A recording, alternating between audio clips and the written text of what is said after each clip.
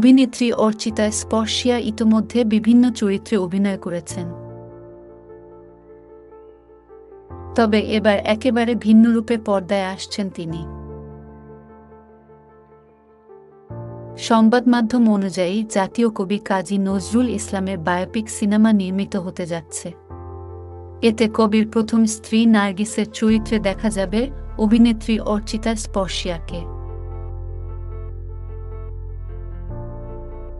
এ প্রসঙ্গে স্পর্শিয়া বলেন, আমার সঙ্গে পরিচালকের কথা হয়েছে। আনুষ্ঠানিক ঘোষণা আসবে পরে।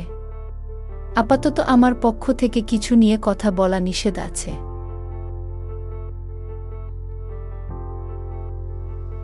কাজী নজরুল ইসলাম শিরোনামের এ সিনেমাটি পরিচালনা করবেন নির্মাতা আব্দুল আলিম। এতে নজরুলের চরিত্রে অভিনয় করবেন কিঞ্জল নন্দ, চিত্রনাট্য লিখেছেন সৌগত বসু এবং সঙ্গীত পরিচালনা করবেন জয় সরকার। নজরুলের দ্বিতীয় স্ত্রী প্রমীলা দেবীর ভূমিকায় অভিনয় করবেন ওপার বাংলার অভিনেত্রী ঈশা সাহা। বিদ্রোহী কবি হিসেবে দুই বাংলাতেই সমান জনপ্রিয় নজরুল।